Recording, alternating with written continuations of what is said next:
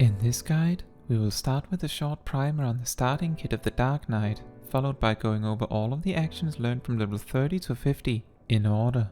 We will go over how each action is meant to be used and, when applicable, the recommended way to use it. Due to how crucially important they all are, we are also covering role actions. Before anything else, Grit is your tank stance, which you should keep active at all times. It multiplies the enmity you do by 10, and enmity is the value that makes enemies want to attack you over someone else. If you want to learn more about enmity, I refer you to the video in the top right corner. With that out of the way, let's start with your attack rotation. Hard Slash, Siphon Strike, and Soul Eater functions as your only 1-2-3 combo of weapon skills. You should use this combo on up to 3 targets.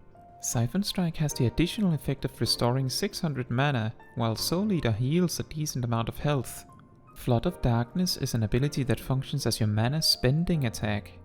This attack should be weaved between your weapon skills to maximize your damage output.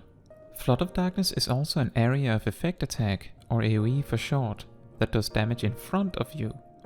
It also increases the damage you do for a while, but given the frequency in which you usually can use this attack, this damage bonus can almost be considered always active.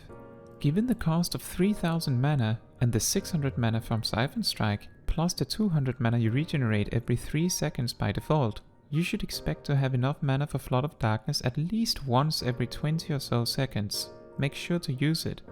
Next, let's briefly cover GCDs and oGCDs. Weapon skills and spells are commonly referred to as a combined term, Global Cooldowns, or GCDs for short, because they share a global cooldown of 2.5 seconds. Abilities are referred to as off global cooldowns, or oGCDs for short, because they don't share this global cooldown. Using any action causes an animation lock of about half a second. For this reason, you should always try to use a GCD when able, and fill oGCDs in between. This is known as weaving. Typically, you can fit 2 oGCDs between 2 GCDs. For instance, you can use Hard Slash, Flood of Darkness, Siphon Strike. You can learn more about GCDs, oGCDs, weaving and much more in the video in the top right corner.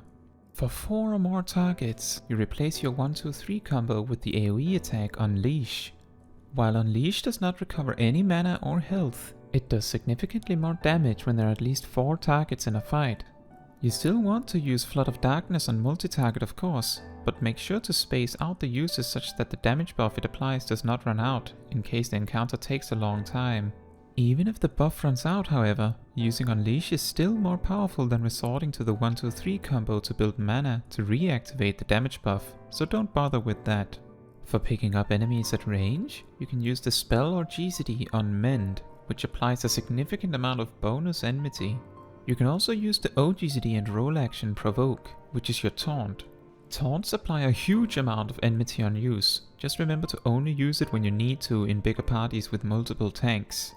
An important yet small aspect about Unleash and Unmend is that they are spells. What this means is the skill speed you find on gear, which reduces the GCD on your weapon skills, do not affect these 2 spells. This means that repeated usage will be slightly slower, but it is mostly negligible outside of choice circumstances that I will get to later. Next, let's talk about your starting defensive options. Rampart should be your first choice of defensive cooldown when you start a fight. Make sure to use it once the enemies reach you to make the most of it.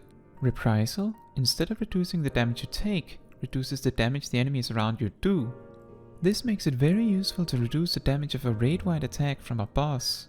You can also use it after Rampart to reduce the damage you take after that.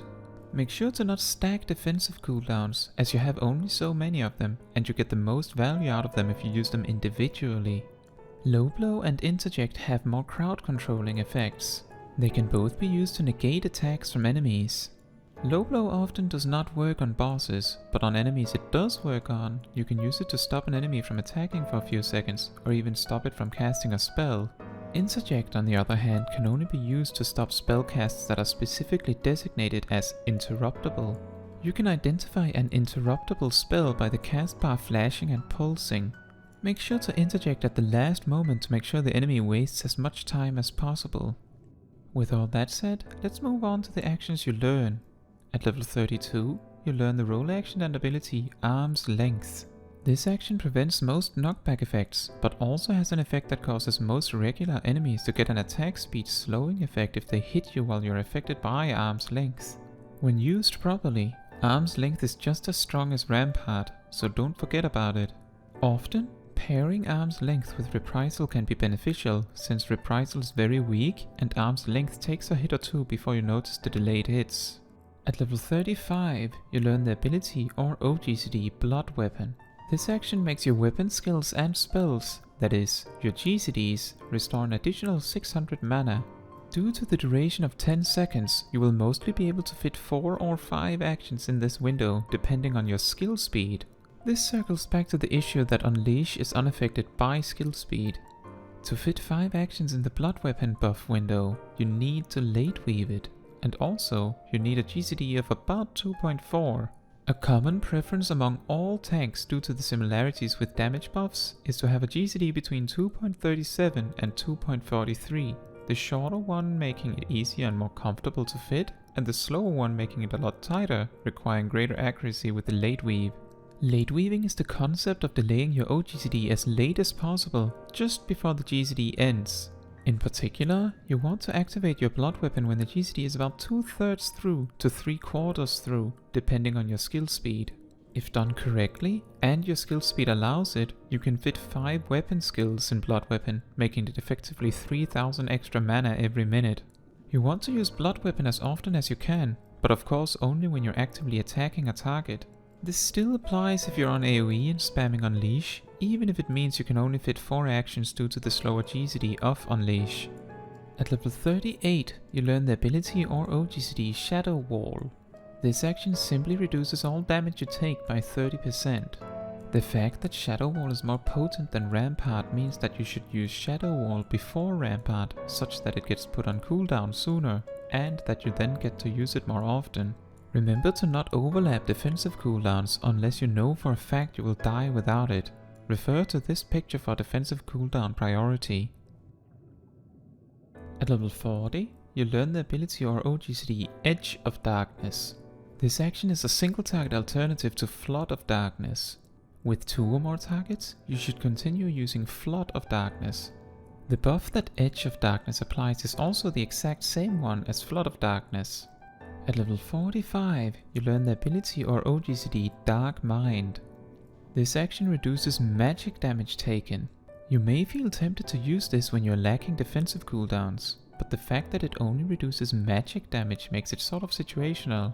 Most regular enemies don't do magic damage at all, but sometimes bosses have tank busters, that is, their major tank damage mechanic, that may be magical. Often, raid-wide AoE damage will be magic damage too.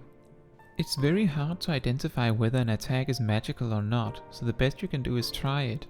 If you know an attack is going to be magical, you should use Dark Mind over all your other defensive cooldowns, since you don't know how long it'll be before Dark Mind will be useful again, whilst you know all your other defensive tools can be useful very regularly. At level 48, you learn the role action and ability Shirk. This ability transfers 25% of your enmity to your target. This is used for tank switching. When your tank partner uses Provoke to grab attention, you shirk your partner to push them further ahead to ensure the enemy stays on them. This is most useful in high level content, but it is nonetheless useful to know how to use it. At level 50, you learn the ability or oGCD Living Dead. All tanks have an invulnerability of some sort. Unfortunately, Dark Knights are dealt by far the most complicated and weakest of them all. When activated, it works as a trap buff that does not do anything until a certain condition is met. When you take lethal damage, you instead live with 1 health, and the trap buff is replaced by Walking Dead, which resets back to a fresh 10-second duration. Walking Dead is a buff that makes you incapable of dying, similar to the Warrior's Holmgang with the same effect. However, Walking Dead has the additional caveat that, if it runs out naturally, you die. If you are healed up to full health in the duration of Walking Dead, then Walking Dead ends immediately without killing you. Now, the issue here is that if you use Living Dead to survive multiple lethal attacks in quick succession, which can happen, then if a healer heals you up before the final lethal attack lands, you will die because Living Dead ended early. Now let's round off by covering single target and AoE attack rotations, followed by reiterating the uses of different tanking tools. Make sure grid is active at all times. For single target, you use your 1-2-3 combo while weaving in Edge of Darkness to make sure the buff stays up and for the damage it provides. Use Blood Weapon on cooldown and make sure to Lateweave it. For 2 targets, replace Edge of Darkness with Flood of Darkness. Also remember to alternate who you're attacking with your 1-2-3 combo. For 4 or more targets, replace your 1-2-3 combo with Unleash. Be more sparing with Flood of Darkness to make sure to get as much time with the damage buff as you can. Despite Unleash's inability to scale with skill speed, you should still use Blood Weapon on cooldown. For pulling enemies, Unmend is a good option, but you could also make use of Provoke as an oGCD alternative. Just don't use Provoke too much in content with more than one tank. In multi-tank context, Provoke should be used for tank switching and to help your other tanks when in a bad spot. To reiterate your defensive options, Low Blow and Interject functions as tools to prevent enemies from using their spells, with Low Blow working for regular enemies and Interject working for select spells that are specifically defined as interruptible. Remember to not overlap your defensive cooldowns. Your cooldown priority should be Dark Mind, but only on magic, Shadow Wall, Rampart, Reprisal, Arm's Length, but only on enemies that can actually be attack speed slowed.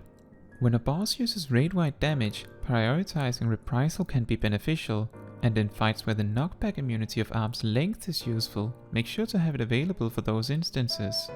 Thank you for watching. If you have any thoughts or questions, please leave a comment down below. Fun fact, the Dark Knight's toolkit used to revolve around an ability called Dark Arts, which would enhance the next action done in some way. In most cases, it just added some extra damage, and due to the way Dark Arts worked, it was not uncommon for Dark Knights to use it comically often, which is probably why this mana interaction got reworked.